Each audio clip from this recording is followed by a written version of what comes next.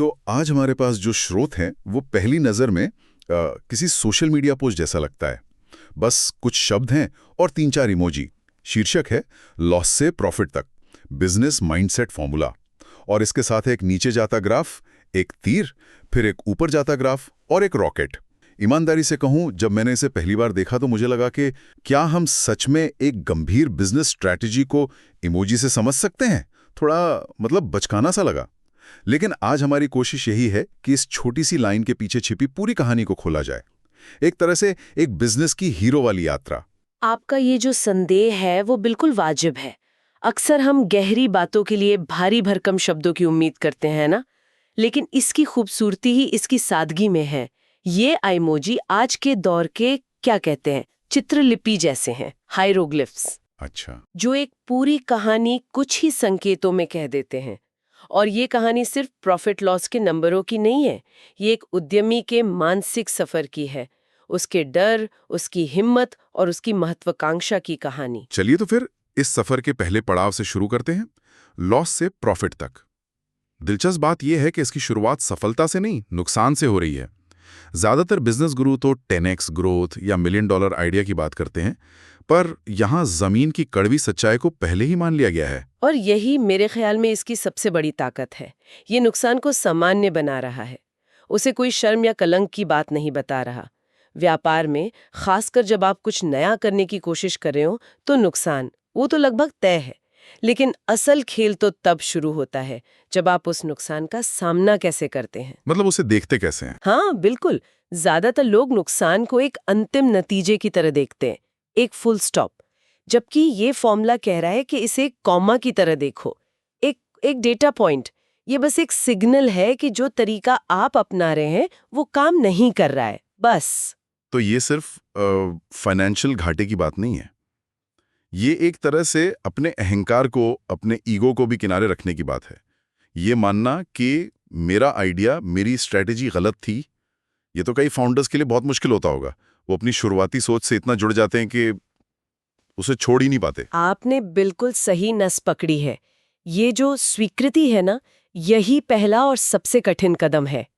कई कंपनियां सिर्फ इसलिए डूब जाती हैं क्योंकि उनके लीडर ये मानने को तैयार ही नहीं होते कि जहाज में छेद हो चुका है।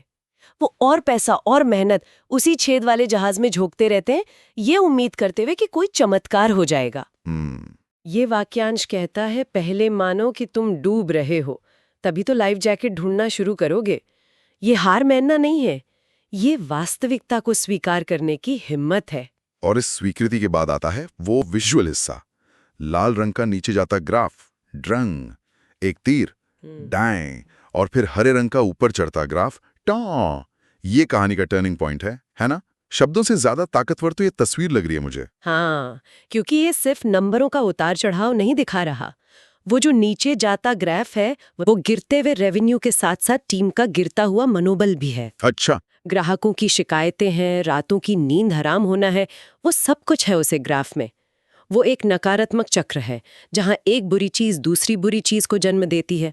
और जो ऊपर जाता ग्राफ है, वो बढ़ते मुनाफे के साथ साथ टीम का उत्साह, बाजार में बनती साख और भविष्य को लेकर एक नई उम्मीद को दिखाता है। लेकिन एक ग्राफ अपने आप तो नीचे से ऊपर नहीं जाता। असली कहानी तो उस बीच वाले तीर में छुपी है। वो वहां क्या कर रहा है? वही तो इस पूरी कहानी का हीरो है। वो तीर एक सचेत, एक साहसी और अक्सर एक दर्दनाक फैसले का प्रतीक है। फैसला? हाँ, उसे हम बिजनेस की भाषा में पिवट कहते हैं। ये वो पल है जब एक कंपनी कहती है, बस अब ये रास्ता बंद, हमें दिशा बदलनी होगी। ये कोई जादुई घटना नहीं है, ये एक सक्रिय क्रिया है। ये रात के 2 बजे का वो पल है जब फाउंडर अपनी एक्सेल शीट देखकर ये स्वीकार करता है कि ये काम नहीं कर रहा है। वो डर और फिर हिम्मत जुटाकर एक नया रास्ता चुनने का जो पल है, वही सब कुछ बदल देता है। पिवट कहना तो आसान है, पर करना कितना मुश्किल होगा। इसका मतलब है अपनी पूरी मेहनत पे शायद पानी फेरना, निवेशकों को समझाना, टीम को एक नई दिशा में ले जाना, बहुत ज्यादा मुश्किल। और पिवट भी कई तरह के होते हैं। एक होता है कस्टमर पिवट, जहां आपका प्रोडक्ट तो वही रहता है, पर आप उसे किसी और तरह के ग्राहक को बेचना शुरू कर देते हो। ओके। दूसरा होता है प्रोडक्ट पिवट, जहां आप अपने मौजूदा ग्राहकों की कोई दूसरी बड़ी समस्या सुलझाने के लिए एक नया प्रोडक्ट बनाते हैं। इसका सबसे क्लासिक उदाहरण है स्लैक। अच्छा, स्लैक। हाँ, वो कंपनी पहले एक ऑनलाइन गेम बना रही थी, ग्लिच, जो बुरी तरह फेल हो रहा था। वो लॉस वाली स्थिति थी। लेकिन उन्होंने महसूस किया कि गेम बनाने के लिए उन्होंने आपस में बात करने का जो एक इंटरनल टूल बनाया था, वो बहुत काम का है। उन्होंने गेम बंद कर दिया और उस टूल को स्लैक के नाम से लॉन्च किया। वो तीर वही फैसला था। उन्होंने नुकसान से सीखा और दिशा बदल दी। वाह, तो ये तीर सिर्फ दिशा बदलना नहीं है, बल्कि अपने नुकसान के मलबे में से कुछ कीमती चीज ढूंढ निकालने जैसा है। ये तो एक पूरी सोच, एक मानसिकता की मांग करता है। और शायद यहीं से इस वाक्यांश का अगला हिस्सा आता है, बिजनेस माइंडसेट फॉर्मूला। मुझे फॉर्मूला शब्द थोड़ा खटकता है। बिजनेस तो कला ज्यादा है, विज्ञान कम। क्या इसे फॉर्मूला कहना चीजों को बहुत ज्यादा सरल बनाना नहीं है? यहाँ फॉर्मूला का मतलब गणित के E=mc² जैसे किसी निश्चित सूत्र से नहीं है कि जिसे आप लगाएं और हमेशा एक ही जवाब मिले। नहीं, यहाँ इसका मतलब एक मानसिक ढांचे से है, एक मेंटल फ्रेमवर्क से, एक ऐसे दृष्टिकोण से जिसे आप किसी भी स्थिति में लागू कर सकते हैं। ये एक टूल किट जैसा है और इस टूल किट में 4 सबसे जरूरी औजार हैं। और वो 4 औजार क्या हैं? पहला है लचीलापन, रेजिलियंस, यानी झटकों से उभरने की क्षमता। लेकिन यहाँ एक बहुत बड़ा प्याज है, एक धोखा है। वो क्या? कई उद्यमी लचीलेपन को जिद्दीपन समझ बैठते हैं।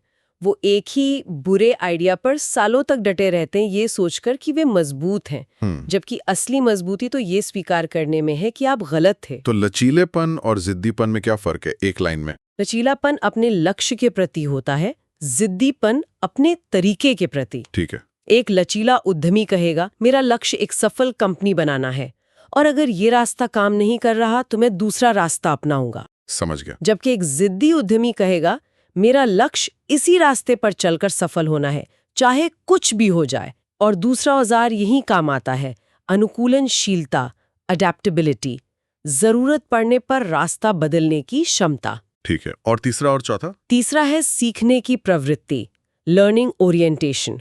हर असफलता को व्यक्तिगत हार की तरह नहीं, बल्कि एक ट्यूशन की तरह देखना जिसकी आपने कीमत चुकाई है। सवाल ये नहीं पूछना कि मैं फेल क्यों हुआ, बल्कि ये पूछना कि इसने मुझे क्या सिखाया। और चौथा है अवसर की तलाश, अपॉर्चुनिटी सीकिंग। यहाँ तक कि सबसे बड़े संकट में भी अवसर ढूंढना। कोविड। बिल्कुल, कोविड इसका सबसे बड़ा उदाहरण है। कितनी ही कंपनियां बंद हो गईं, लेकिन उसी संकट में जूम, नेटफ्लिक्स और कई एडटेक कंपनियों ने जबरदस्त अवसर ढूंढा। संकट आपको कुछ नया सोचने पर मजबूर करता है।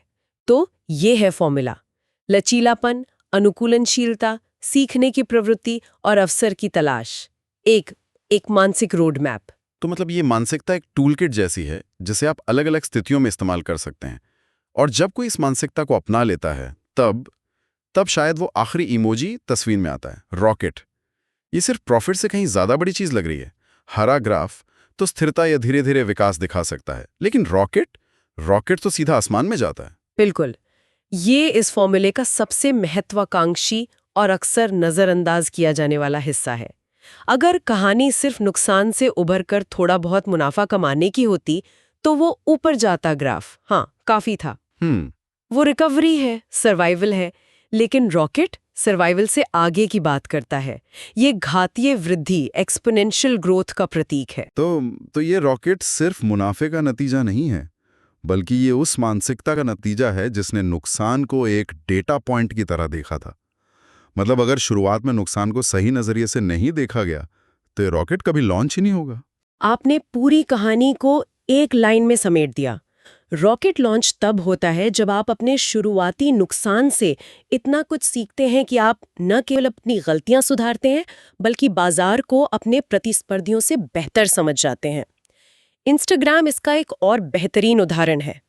अच्छा, वो कैसे? वो पहले बर्बन नाम का एक बहुत ही कॉम्प्लिकेटेड लोकेशन शेयरिंग ऐप था जो चल नहीं रहा था। फाउंडर्स ने डेटा देखा और पाया कि लोग बाकी सब फीचर छोड़ के सिर्फ फोटो फिल्टर और शेयरिंग का इस्तेमाल कर रहे हैं। हाँ? उन्होंने बाकी सब कुछ हटा दिया और सिर्फ उसी एक फीचर पर फोकस करके इंस्टाग्राम लॉन्च किया। वो उनका पिवट था। और नतीजा? रॉकेट। वो सिर्फ बचे नहीं, वे छा गए।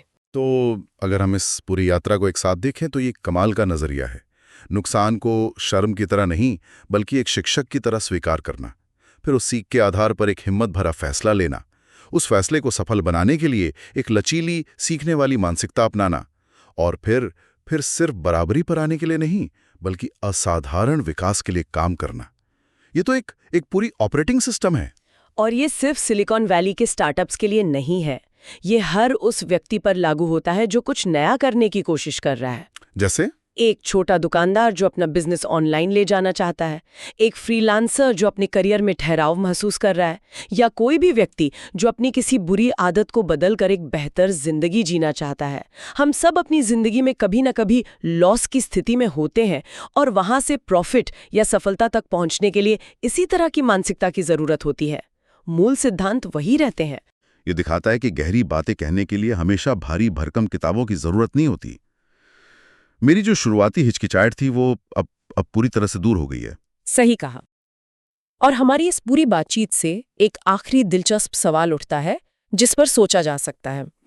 स्रोत इसे एक फॉर्मूला कहता है और हमने इसे एक मानसिक ढांचे के रूप में समझा, लेकिन एक ऐसी दुनिया में जो हर सेकंड बदल रही है, बाजार, तकनीक, ग्राहकों की आदतें, सब कुछ, क्या कोई भी फॉर्मूला या ढांचा कभी स्थायी हो सकता है? या फिर असली फॉर्मूला किसी एक नियम का पालन करना नहीं, बल्कि उस फॉर्मूले को ही लगातार बदलने और अनुकूलित करने की क्षमता है? शायद असली खेल नियम बनाने में नहीं, बल्कि नियम तोड़ने और नए बनाने में है। ये एक विचार है जिस पर आगे सोचा जा सकता है।